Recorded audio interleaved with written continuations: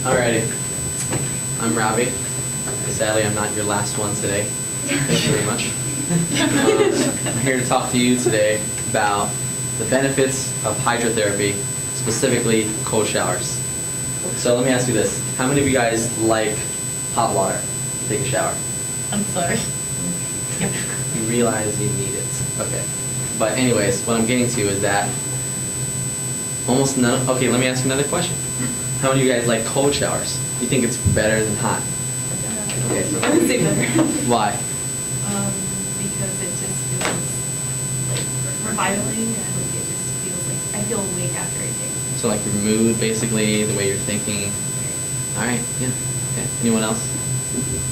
All right. So anyways, I'd like to give you guys a statistic that may shock you. It may not, but it's definitely a depressing one. And that's ironic, considering, did you know that in the US in 2016, 16.7 million people were diagnosed with severe depression. In the world, 300 million diagnosed with severe depression. It's a very unfortunate statistic, and I'll get back to that point in just a second. So my three main points today is first, that cold showers can help reduce depression. Second, that it can help to build your immune system to fight diseases and sickness and so on. And my third main point is that it helps you relax and makes you feel much better in terms of mood, thoughts, and so on, and emotions. And I hope by the end of my speech that you guys are better informed on the benefits of taking cold showers on a regular basis. So to my first main point, it helps fight depression. In a study taken in Virginia, most people said that who had severe depression, that they felt the effects drastically changed the way they feel, and just taking it or taking cold showers for 30 days. It's such a simple act to do. It doesn't take any therapy or whatnot. But I think it relates to my second sub-point, is that for hundreds of thousands of years, millions, before civilization, when we were nomadic humans, we had to survive in the cold constantly. We had to adapt. We didn't wear Uggs. We didn't have winter jackets. We didn't have fur coats. We didn't have scarves and beanies and gloves. So I think when we get back to more our human roots, we feel a little bit more alive. We're a bit closer to reality. We're enjoying ourselves more. We're in our primal instincts.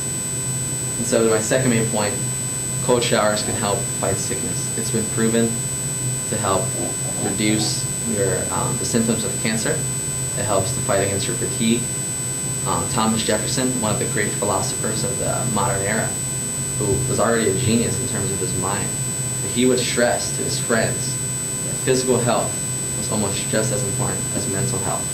This was something that really shocked people, and for 60 years he would use cold water therapy to feel better, because he knew that a healthy body was very important and very vital to keeping a healthy mind. So, and also, for those of us who, say, use Neutrogena face wash or exfoliate or use facial mask, we know that using cold water can help to close those pores so that you don't bring in more dirt before you put on moisturizer and so on. Not that I'm new. And my third main point is that it helps you feel much better. Your mood is much more regulated. Your emotions are better. It helps to get rid of cortisol, which is stress going into the brain. It helps to increase the amount of serotonin that rushes through your brain. So those of you who've gotten drunk or high know the fun of serotonin. And then it also helps to bring the endorphins to your brain, which is the pleasure. It's fun, enjoying life, happiness, and so on. So those are my three main points. And I just want to stress, you don't have to freeze your life out at the very beginning if you start. Like my first time, I started in April, and I went in there, no one was home, and I'm thinking, well, I can tough this out, and I've been through worse. And I immediately get go, ah!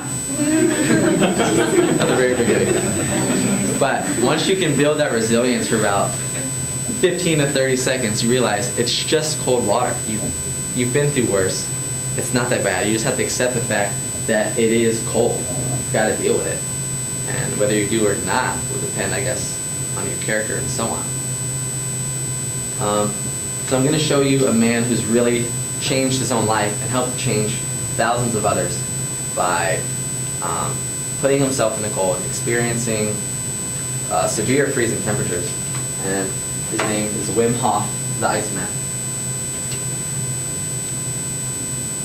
And how do I take out the sound? So maybe you hear this. Is that too quiet? Can raise the volume on the box. Is that too much? I was able to stay 5 to 7 minutes every time under the ice. And the only thing I ever down there was inside. In awareness deep inside, which we have lost. Silence is powerful. Silence is dense. It's what I found there. So there you have it. That is Wim Hof. And a statistic I like to point out is that man owns 26 world records. He climbed Mount Everest, something that's killed a good percentage of the people who tried. He climbed it in just his shoes and his shorts. No beanie, no hat, socks or chonies, I don't know. But he's a really amazing guy, and he did it to help find a better way of living, a better way of feeling. Because he knows that, like I said before, 300 million people depressed severely in the world. It's quite extreme. That's over 5-6%. Hope you guys enjoyed your summer. Had a great time. Thank you. This was a good topic for the informative speech. You did need to provide a half a title for it. You did give a good attention getter. You did preview your points. You did go into the body of the speech. You're a good presenter. You had good eye contact, good gestures, and you did connect to your audience listeners about the actual structure of your speech. Make sure that you state your sources within the speech. Make sure that they connect the points. I didn't know quite much as we did. Main point 3, you talked about it, but then you went into it. So you'll be getting a B- to pass on the speech.